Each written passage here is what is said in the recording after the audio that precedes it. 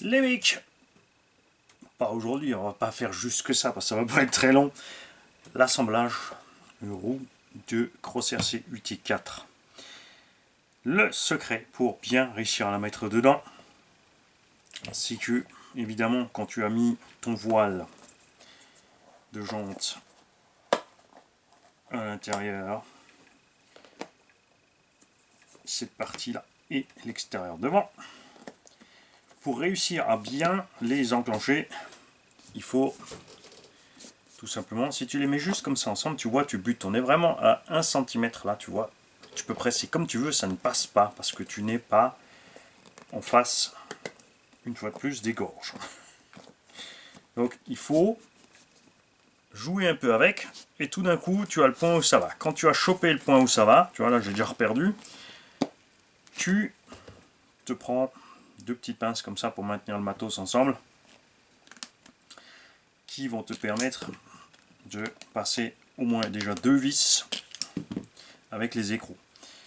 J'ai mis la visseuse à 2 Nm, pas déca-newton, attention. Assurez-vous bien que le nil stop derrière, que le caoutchouc nil stop est pris sur l'écrou. Serrez pas tout de suite à fond les deux, vous les faites juste prendre. L'idéal c'est évidemment après de mettre toutes les vis de la même façon, c'est-à-dire que tu les passes dedans, tu fais prendre tes écrous et ensuite tu serres au fur et à mesure un petit peu au contact, et ainsi de suite pour ne pas risquer de craquer une des petites fixations de la jante, puisque comme vous pouvez le voir sur la jante, ce n'est pas en fait, reste là, vous n'avez pas un anneau complet, vous avez juste des petites oreilles. Donc si vous forcez, vous allez les dézinguer, c'est certain. Donc, attends, on va faire ça à la main, ça va aller beaucoup plus vite. Donc tu fais tout prendre. Alors ça c'est juste le montage de 4 roues. Imagine je te fais ça en live, mon gars. 3 heures pour monter 2 roues, 4 roues. Hop.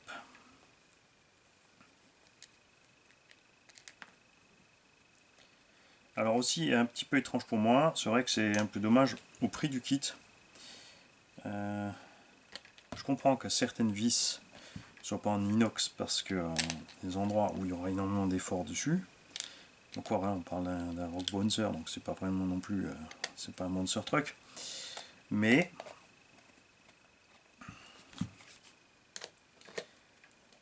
j'espère vraiment que cette visserie est prévue pour ne pas rouiller rapidement, à l'image de vis Obao, Hongnor et Serpent. Hop.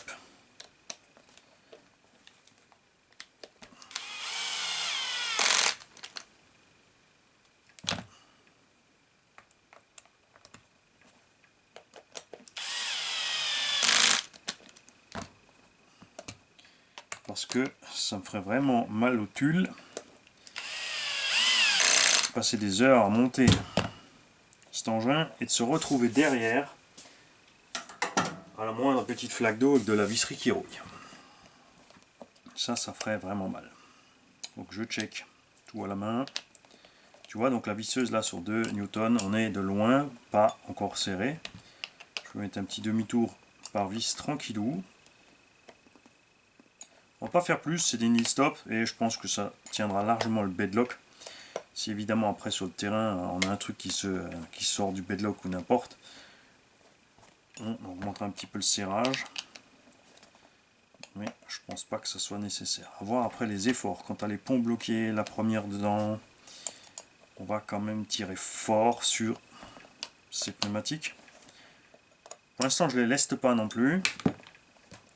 C'est l'avantage du bedlock, comme c'est démontable. On va pas les lester, on va voir ça, tu vois, ce qui va se passer quand on va forcer, c'est ce genre de choses. Tu vois, on va comprimer, on va tirer dessus, et ça a l'air de tenir, hein. Franchement, c'est pas mal. Voilà. Je vous passe l'étape de montage des autres. On va juste faire une, puisque vous n'avez pas vu le moment où j'ai réussi à mettre ensemble. J'ai utilisé une douille, tout simplement. sur laquelle je pose la jante. Je mets mon voile et tu vois, je suis pas du tout, il n'y a pas de sens, il n'y a pas d'encoche, il n'y a rien. C'est juste que tu n'arrives pas comme il faut à passer le sandwich des trois.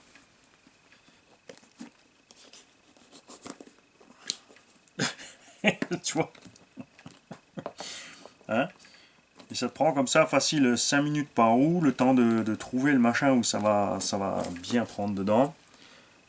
Je vais essayer de rester face caméra. Attends, je vais te la monter un petit peu parce que là, sinon, je vais te perdre systématiquement. Voilà, parce que chaque fois, je n'oublie pas de travailler en avant, c'est pas le but non plus. Voilà. Alors là, t'es dedans. Hop, t'en mets une. Hop, tu mets l'autre.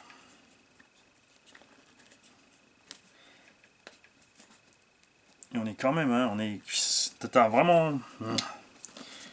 T'es pas content en fait. T'es pas content, c'est assez loin l'un de l'autre. T'as pas pourtant de jeu ni rien, on est bien dans le voile, mais il y a une espèce de contre-rainure.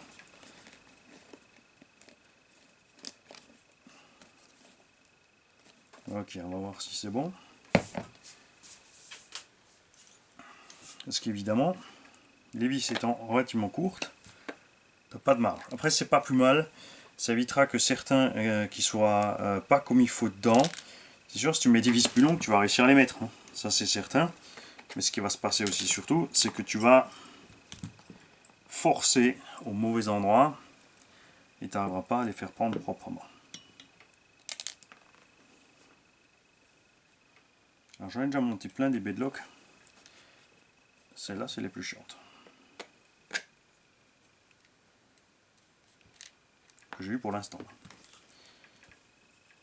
Et oui, je dis toujours pour l'instant, parce que c'est pas parce que je suis pas fan de crawler que j'en montrerai pas d'autres. Le montage, c'est toujours rigolo, c'est après, c'est roulé. Hein. Ouais, moi, j'aime le monteur truc, tu vois, on n'est pas bien du tout en face, il n'y a pas moyen de faire prendre la vis. Quelque chose ne va pas. Au royaume d'Hamlet. Non, au royaume du Danemark, c'est Hamlet qui va faire le ménage. Donc, culture vidéo, c'est Last Action Hero avec Arnold Schwarzenegger.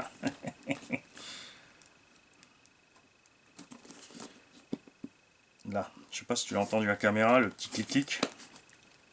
Voilà.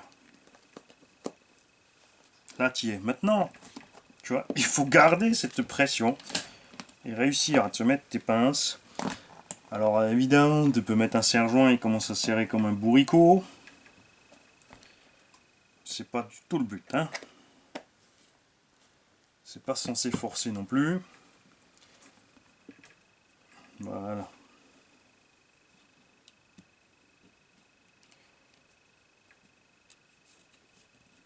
Alors je pourrais utiliser une clé bouchée à l'arrière pour forcer devant, mais je préfère que ça prenne tout seul. Voilà, on est bon.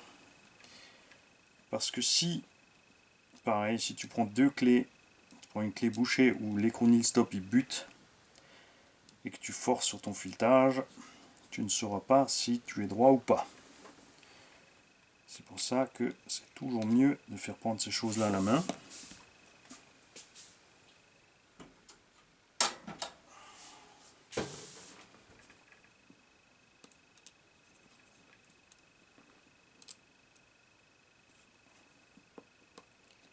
Tourne, petit écrou. Voilà.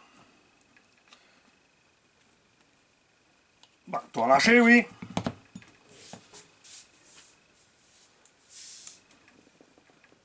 Hop.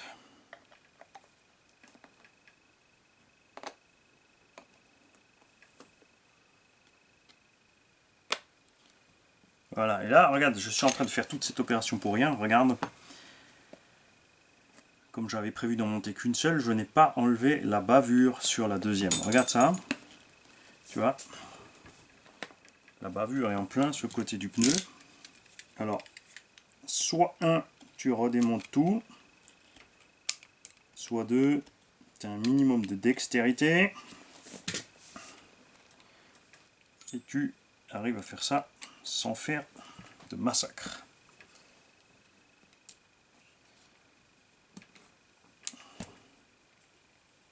Voilà, tu vois. Là, ça y va bien. Tu peux relâcher tes pinces.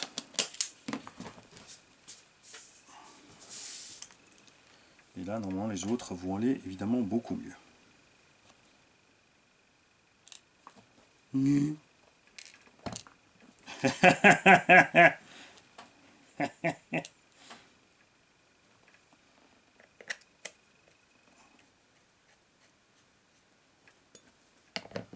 Voilà. Donc prenez-vous le temps, faites-le comme il faut, ne forcez surtout pas de travers, ne commencez pas à serrer, vous allez plier ces choses.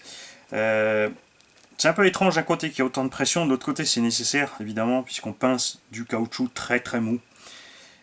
S'ils avaient fait évidemment plus d'écart, on n'aurait pas assez de pression sur le pneu pour pouvoir le maintenir justement quand on fait ce genre de choses là, tu vois.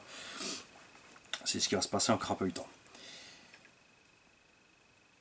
Point de vue diamètre extra, vous avez vu, on a des tailles relativement standards sur tout ce qui est truggy 1.8 ou autre. Évidemment, par contre, au milieu, tu as un écrou de 6 ou 7, c'est pas un problème. Il existe des rondelles, si tu mets des roues, on existe 17, puisque derrière, on a du 17. Tu as des rondelles, tu peux prendre les rondelles Traxxas pour le max, par exemple, pour fixer des jantes standards avec le nil stop devant, si tu veux passer sur quelque chose d'un peu plus large. Ben oui, Mani s'est déjà posé des petites questions, qu'est-ce qu'il pourrait mettre comme pneu un peu plus violent là-dessus. Mais voilà, quand on a rassemblé au niveau de la transmission. Bon, moi je vais monter ces roues-là. Prochain coup qu'on se voit sur ce montage, on va ouvrir le pont arrière, ou le diff avant, on va voir ce qui va le plus facile d'accès évidemment, pour vous montrer comment est fait à l'intérieur le diff du Cross RC UT4 et de quelle façon il se verrouille. Démarrage un peu lent, j'avoue, je dis pas le contraire. C'est pas la pleine forme.